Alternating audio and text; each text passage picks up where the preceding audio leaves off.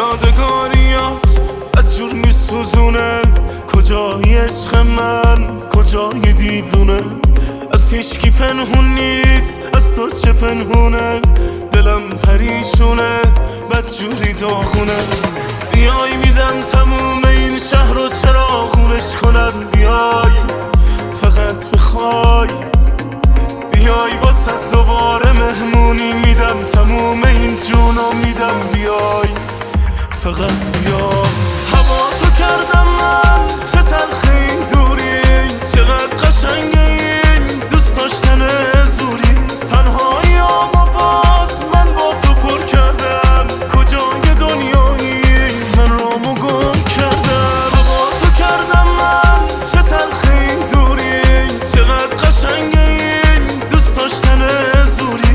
تنهاییامو باز من با تو پر کردم. کجای دنیایی من رامو گم کردم. اگه بیای خوب میشم باز، تو پیشم باش ای نور شبام.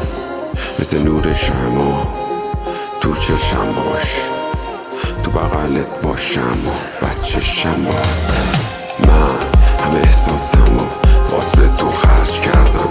راه من راست بود، واسه تو کج کردم. لج کردم، بد کردم، با خودم شرط کردم.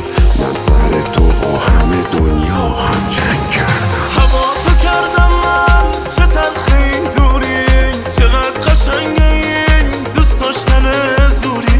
تنهاییامو باز من با تو پر کردم. کجای دنیایی من رامو گم کردم. باز دوباره اون دلم بسپر به دستای دلم. هنوز نتونستم بگم جز تو به هیچکی خوشگلم. هنوز نذاشتم اسممو کنار اسم هیچ کسی. کجای دنیایی بیام، مردم از این دلواپسی. فقط بیام. هوا تو کردم من، چه تلخ این دوری، چقدر قشنگه این دوست داشتن زوری. تنهاییامو باز من با تو پر کردم. کجای دنیایی من رامو گم کردم. هوا تو کردم من، چه تلخ این دوری، چقدر قشنگه این دوست داشتن زوری. تنهاییامو باز من با تو پر کردم. کجای دنیایی من رامو گم کردم. مهدی حسینی، مهدی آذر، مسعود جهانی.